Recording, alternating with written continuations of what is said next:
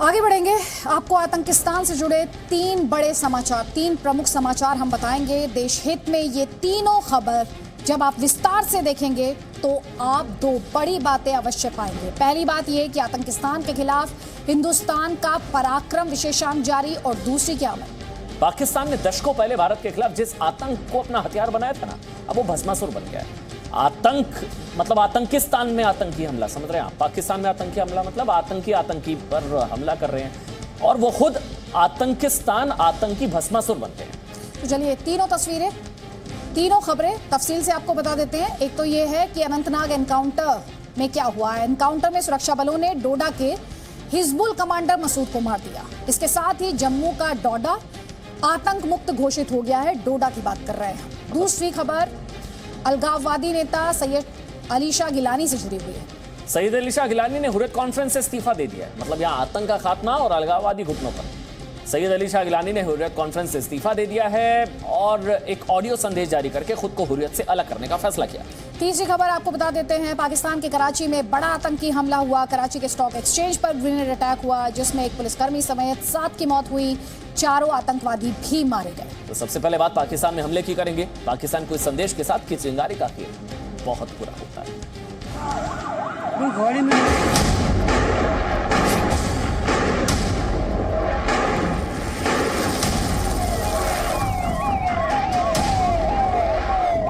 आज पाकिस्तान के लिए अटल वाणी फिर से सच साबित हुई।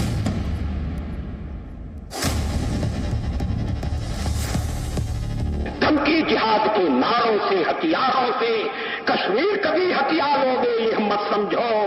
हमलों से, अत्याचारों से, संहारों से भारत का शीश झुका लोगे ये मत समझो। इसे मिटाने की साजिश करने वालों से कह दो चिंगारी का खेल बुरा होता है। औरों के घर आग लगाने का जो सपना वह अपने ही घर में सदा खड़ा हो।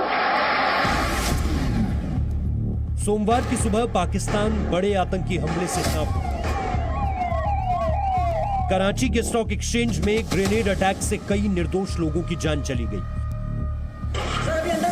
जवाब में 4 हमलावर मारे गए। बलूच लिबरेशन आर्मी ने कराची में हमले की जिम्मेदारी ली। इसके बाद पाकिस्तान में हर तरफ निंदा का दौर शुरू हो गया। इमरान सरकार से लेकर सिंध प्रांत के गवर्नर तक ने इसे कायराना हरकत कहा। लेकिन किसी ने भी ये नहीं सोचा कि कराची में यह हमला हुआ तो क्यों हुआ, और आतंक के इतिहास का आईना क्या कहता है।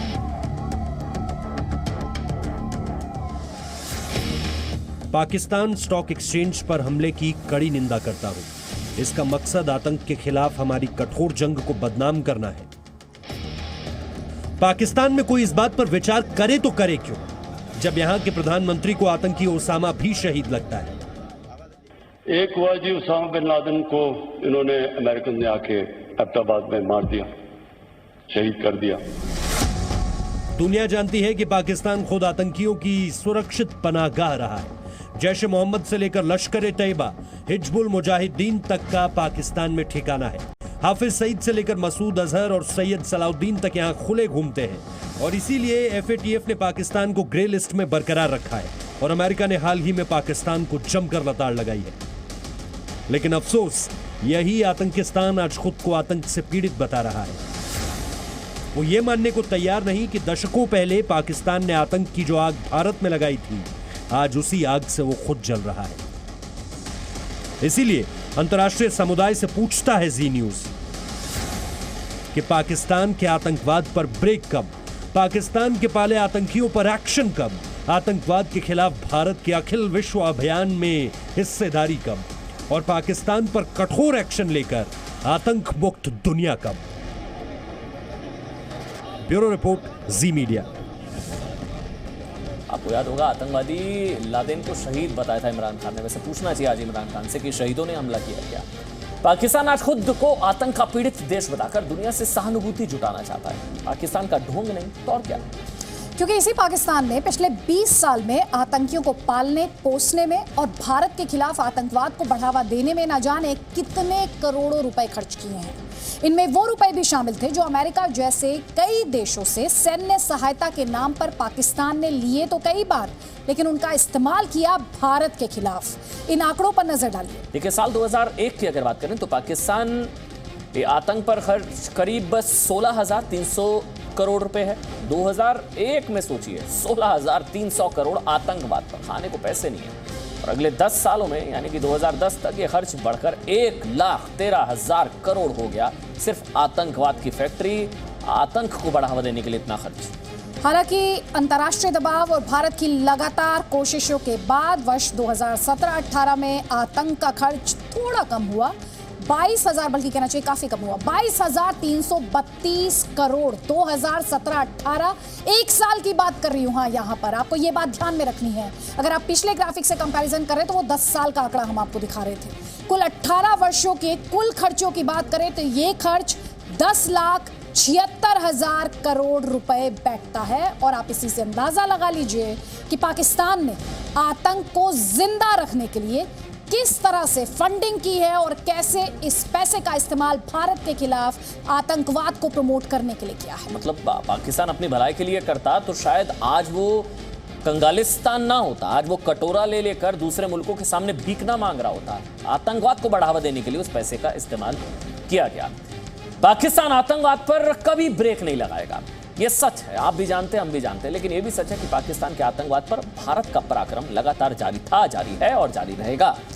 आज का अपडेट आपको देते हैं। सुरक्षा बलों ने इसी की बानगी जम्मू कश्मीर के अनंतनाग एनकाउंटर में दुश्मनों को दी। अनंतनाग एनकाउंटर में आपको बता दें 3 आतंकियों को मार दिया गया। सबसे बड़ी बात ये रही कि इस एनकाउंटर के साथ ही जम्मू का डोडा आतंक मुक्त घोषित कर दिया गया।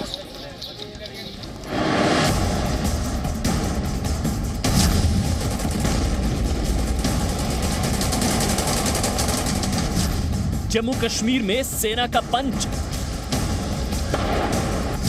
जम्मू के डोडा से आतंक का अंत। अनंतनाग में सुरक्षा बलों ने सिर्फ आतंकियों का एनकाउंटर नहीं किया, बल्कि इस एनकाउंटर से देश को वो खुशखबरी दी जिसे सुनकर हर भारतीय का सीना गर्व से चौड़ा हो गया। हम आपको अनंतनाग एनकाउंटर की पूरी जानकारी देंगे, लेकिन सबसे पहले सुनिए सबसे अच्छी खबर। जम्मू का डोडा आतंक मुक्त हो गया। आपको याद होगा कुछ दिन पहले त्राल में 3 दशक के बाद आतंकी संगठन हिजबुल मुजाहिदीन का पूरी तरह से खात्मा हुआ था। त्राल में हिजबुल का अब एक भी आतंकी जिंदा नहीं बचा है।